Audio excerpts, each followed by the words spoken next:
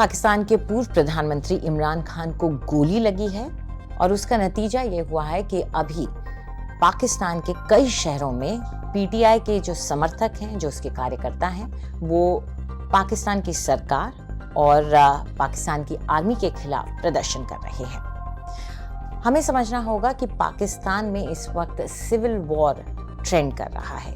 ये जो फ्रेज है ये उसके सोशल मीडिया पे भी ट्रेंड कर रहा है। बहुत से लोगों की तरफ से कहा जा रहा है, उनके ट्वीट में इसका इस्तेमाल किया जा रहा है और लगातार ये बार बार उठकर सामने आ रहा है। इसमें यह समझना होगा कि इस फ्रेज का इस्तेमाल खुद इमरान खान भी पहले से करते आए हैं।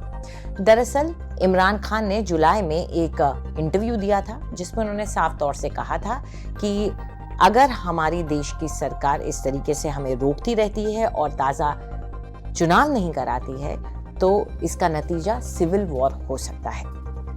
इसके अलावा अगर आप उनका 31 अक्टूबर का एक ट्वीट उठा के भी देख लें तो उसमें भी आपको दिखेगा कि वो कहते हैं कि ये जो सारा हुजूम आप देख रहे हैं, जो भीड़ आ रही है, जो हमारे साथ चल रही है, इसको देखकर इतना तो साफ होता है कि एक बदलाव आएगा या एक रेवोल्यूशन होगा। जिस शब्द उन्होंने जो इस्तेमाल किया है वो रेवोल्यूशन, एक ऐसा बदलाव और एक ऐसा रेवोल्यूशन आएगा जो या तो बैलेट बॉक्स के जरिए आएगा या फिर ब्लड शेड के जरिए, यानी कि खून बहेगा तो आएगा।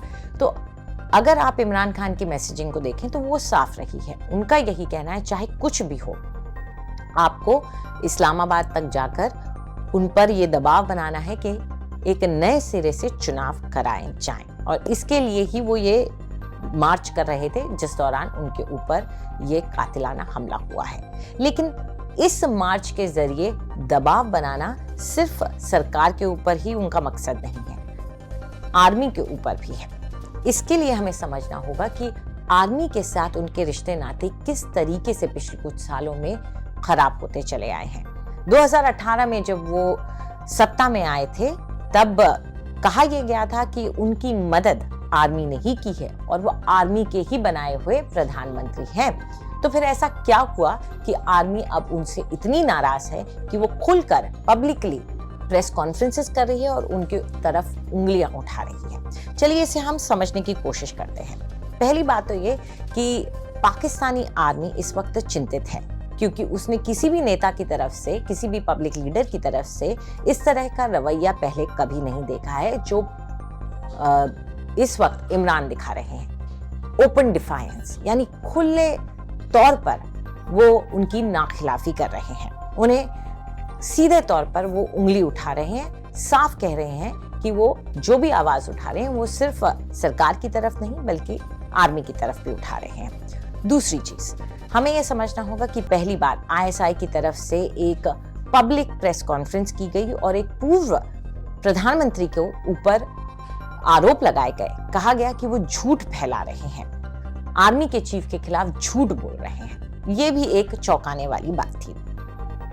तीसरी बात हमें यह समझना होगा कि आर्मी के खिलाफ इस वक्त एक चैलेंजर खड़ा हो गया है जो कि सिविल सोसाइटी से आता है, जो पॉलिटिकल एरिना से आता है और आर्मी एक पॉलिटिकल प्लेयर नहीं है। ऐसे में इमरान खान को एक और लेजिटिमेसी सी मिल जाती है। चलिए एक चीज और समझते हैं कि आखिर इमरान खान जनरल बाजवा के खिलाफ क्यों बोलते आए हैं। आपको समझना होगा कि जो इस वक्त पाकिस्तानी आर्मी के चीफ हैं जनरल कमर बाजवा, उनके साथ हालांकि पहले उनके नाते अच्छे थे लेकिन बाद में ये कहा जाने लगा कि जो पूर्व आईएसआई के चीफ हैं और जो अभी भावलपुर के कोर कमांडर हैं उनको पाकिस्तानी आर्मी का अगला चीफ बनाना चाहते थे आमिर खान। जनरल बाजवा और आईएसआई के इन पूर्व चीफ के बीच के रिश्ते नाते कैसे हैं वो कुछ खास नहीं कहा जा सकता क्योंकि हो सकता है कि जनरल बाजवा उन्हें अपने लिए खतरा मानते हो। हालांकि जनरल बाजवा ने अपनी तरफ से तो ये कहा है कि वो जब नवंबर में रिटायर हो जाएंगे उसके बाद वो एक्सटेंशन नहीं लेंगे, फिलहाल वो एक्सटेंशन पर ही हैं। लेकिन पाकिस्तानी जनरल्स के कहे हुए कि हम एक्सटेंशन नहीं लेंगे या हम रिटायर हो जाएंगे, इसको थोड़ा सा सही मानना या सच मान लेना भी या पत्थर की लकीर मान लेना भी सही नहीं होगा क्योंकि वो कभी भी अपनी बात से पलट सकते हैं और वहाँ एक्सटेंशन लेना कोई बड़ी बात नहीं है एक जनरल द्वारा। लेकिन इसके बाद से उन दोनों के बीच के रिश्ते खट्टे होते हुए नजर आए। इमरान खान ने पाकिस्तान के आर्मी के चीफ को मीर सादिक भी कहा।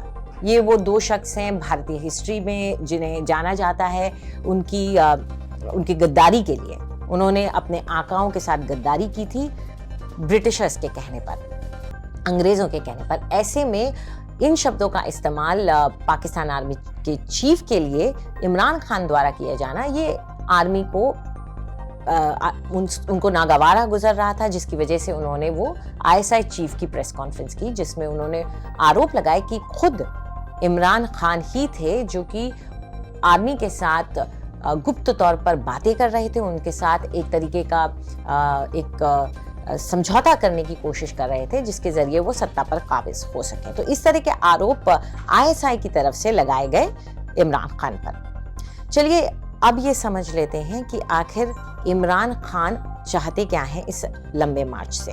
वो चाहते ये हैं कि जब वो इस्लामाबाद पहुंचे, उनके सपोर्टर्स उनके साथ हों और वो इस तरह का प्रेशर बना ले कि पहला कि वहां पर सत्ता गिरने की स्थिति पर आ जाए, दूसरा उनका दबाव ये है कि जो भी नई सत्ता बने उसमें वो प्रधानमंत्री के तौर पर हों। लेकिन क्या ऐसा हो पाता है, ये देखना अहम होगा, क्योंकि अब जो गोली उन पर चली है उसने आग में घी का काम किया है। क्या इसका नुकसान वहां की सरकार को उठाना पड़ सकता है क्या? लेकिन इतना भी साफ है कि पाक आर्मी ने ये तय साफ तौर पे पहले भी कहा है कि अगर इस मार्च की वजह से कोई भी लॉ एंड ऑर्डर की सिचुएशन पैदा होती है तो इससे निपटने के लिए वो अपनी पूरी ताकत झोंक देंगे। तो अब नजर रहेगी पाकिस्तान के अलग अलग शहरों में जो इस वक्त विरोध प्रदर्शन चल रहे हैं उनकी स्थिति पर। आपको हमारा ये वीडियो कैसा लगा कमेंट सेक्शन में हमें जरूर बताएं। देश और दुनिया की तमाम बड़ी खबरों के लिए सब्सक्राइब करें आज तक।